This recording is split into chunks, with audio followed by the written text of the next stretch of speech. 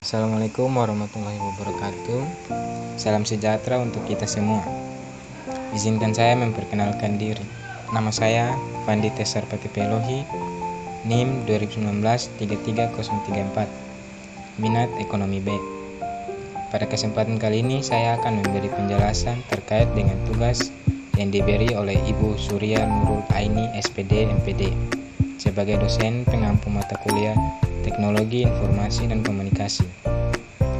Dengan soal, apa saja bidang-bidang aplikasi AI dan contohnya, serta aplikasi atau situs yang sedang tren di 2021. Baik Ibu dan teman-teman, pada soal yang pertama, apa saja bidang-bidang aplikasi AI dan contohnya? Baik Ibu dan teman-teman, pada soalan yang pertama, apa saja bidang-bidang aplikasi AI dan contohnya? Sebelum kita masuk kepada materi, perlu kita ketahui apa itu aplikasi AI. Aplikasi AI atau Artificial Intelligence merupakan program komputer yang dirancang mengikuti tindakan dan pola pikir manusia. Tak hanya perusahaan-perusahaan besar, kini AI mulai menyentuh sejumlah teknologi seperti ponsel yang telah menjadi gaya hidup masyarakat perkotaan. Bidang-bidang aplikasi AI beserta contohnya. 1. Pengelola bahasa alami. Pengolahan bahasa alami atau Natural Language Processing atau NLP adalah bidang AI yang berurusan dengan pemahaman bahasa manusia. Kemajuan di bidang ini membuat komputer antara lain dapat melakukan penerjemahan dari suatu bahasa manusia ke bahasa manusia yang lain. Yang kedua, fisik komputer. Fisik komputer adalah suatu bidang yang berurusan dengan pengenalan terhadap suatu objek dan kemudian digunakan untuk pengambilan keputusan. Konsep fisik komputer sangat sederhana. Komputer dilengkapi dengan kamera video, kamera menangkap gambar dan mengolahnya menjadi isyarat-isyarat digital dan menempatkannya dalam memori. Selanjutnya, program AI akan melakukan analisis terhadap data gambar yang sudah ada dalam memori. Yang ketiga, robotika. Robotika adalah piranti elektromekanik yang dapat diprogram untuk melakukan otomasi terhadap suatu tugas yang biasanya dilakukan manusia dengan sentuhan AI. Robot dapat dibuat menjadi cerdas sehingga bisa melakukan pengambilan keputusan seperti halnya manusia. Seperti pada contoh berikut, robot yang melakukan pekerjaan manusia. Yang keempat, sistem pakar. Sistem pakar adalah sistem yang meniru kepakaran atau keahlian seseorang dalam bidang tertentu dalam menyelesaikan suatu permasalahan.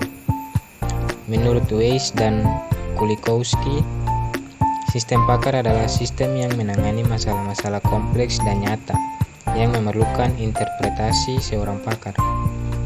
Menyelesaikan masalah-masalah tersebut dengan menggunakan model komputer yang memakai penalaran manusia ahli dan menghasilkan kesimpulan yang sama dengan kesimpulan yang akan dicapai manusia ahli jika menghadapi masalah-masalah yang sama. Contohnya, sistem pakar dalam perancangan Delta merupakan sistem pakar untuk mendiagnosis kerusakan pada mesin-mesin diesel pada General Electric. Yang kelima, jaringan saraf. Jaringan saraf atau neural network terkadang disebut Artificial Neural Network atau ANN adalah suatu bidang AI yang meniru pola pemrosesan dalam otak manusia yang berbasiskan pada pengenalan pola. Dalam prakteknya, jaringan saraf tentu saja tidak sekompleks yang terjadi dalam otak manusia, seperti halnya manusia yang belajar dari contoh-contoh yang diterima. ANN juga dapat mempelajari sesuatu dengan cara diberi pelatihan setelah melalui masa pelatihan. ANN dapat melakukan pencocokan pota atau melakukan klasifikasi AORBDD. Yang keenam, agen cerdas. Agen yang berupa perangkat lunak atau biasa disebut agen cerdas adalah perangkat lunak yang dapat bertindak seperti orang yang mampu berinteraksi dengan lingkungan. Agen seperti ini telah banyak digunakan pada berbagai keperluan. Contohnya agen sistem, agen operasi, agen sprint atau hit agen. dan perdagangan elektronis. Agen sistem operasi digunakan untuk membantu penggunaan sistem operasi. Selanjutnya kita masuk kepada soalan yang kedua, aplikasi atau situs tren di tahun 2021. Di sini saya mengambil aplikasi Zoom. Aplikasi Zoom adalah alat komunikasi berbasis video. Cara menggunakan aplikasi Zoom tergantung perangkatnya. Antara aplikasi ini dapat diinstal pada desktop, ponsel, tablet, hingga sistem ruang. Aplikasi meeting daring ini menjadi pilihan bagi para pekerja yang terpaksa harus menyelesaikan pekerjaannya di rumah atau work from home karena pandemi COVID-19. Pada umumnya, para pengguna menggunakan aplikasi ini untuk melakukan meeting hingga konferensi video dan audio. Aplikasi yang berkantor pusat di San Jose, California, Amerika Serikat ini didirikan sejak 2011 lalu dan digunakan oleh berbagai organisasi dan perusahaan untuk mengakomodir para karyawan dari jarak jauh. Berikut fitur-fitur yang ada dalam aplikasi Zoom. Yang pertama, video dan audio HD. Dengan menggunakan aplikasi ini, Anda tidak perlu khawatir pada gambar dan audio yang dihasilkan. Pasalnya, aplikasi Zoom telah disokong dengan kualitas high definition atau sering disebut HD. Selain itu, aplikasi Zoom ini juga dapat mendukung hingga 1000 peserta dan 49 video di layar. Yang kedua, alat kolaborasi bawaan. Beberapa pengguna dapat berbagi layar secara bersamaan dan ikut menulis catatan untuk pertemuan yang lebih interaktif dengan alat kolaborasi dari aplikasi Zoom. Yang ketiga, keamanan. Terkait keamanannya, para pengguna tidak perlu meragukannya lagi. Pasalnya, aplikasi ini telah disokong dengan end-to-end encryption untuk seluruh rapat yang telah diagendakan melalui aplikasi Zoom. Selain itu, ada pula perlindungan kata sandi hingga keamanan pengguna menjadi lebih aman. Yang keempat, rekaman dan transkrip. Sementara itu, para pengguna juga dapat merekam rapat yang dilakukan dengan Zoom dan penyimpanannya secara di perangkat masing-masing yang digunakan atau pada akun cloud. Lebih lanjut, rekaman tersebut dapat ditemukan dengan mudah apabila Anda memerlukannya lagi. Yang kelima, fitur penjadwalan. Aplikasi ini juga memiliki fitur penjadwalan untuk memulai rapat. Selain itu, Anda juga dapat memulai rapat melalui akun Outlook, Gmail, atau iCal Anda. Yang keenam, obrolan tim.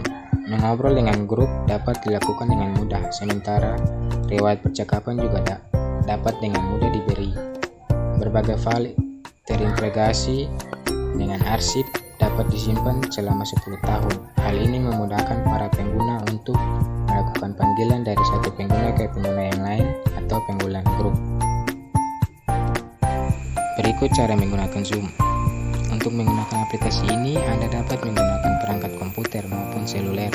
Para pengguna dapat mengunduh aplikasi Zoom pada perangkat iOS maupun Android dengan nama Zoom Cloud Meeting. Dilansir dari situs Zoom, setiap rapat yang dilakukan dengan aplikasi Zoom akan memiliki nomor unik 9, 10, atau 11 digit yang disebut sebagai ID rapat. Para pengguna akan diminta untuk memasukkannya untuk bergabung dengan rapat Zoom. Jika Anda bergabung melalui telepon, Anda memerlukan nomor telekonferensi yang disediakan dalam undangan. Pilih jika Anda ingin menghubungkan audio dan atau video dengan klik gabung. Sekian penjelasan saya dari tugas yang diberikan. Mohon maaf jika ada salah kata dan pengucapan. Sekian saya ucapkan terima kasih. Waalaikumsalam warahmatullahi wabarakatuh.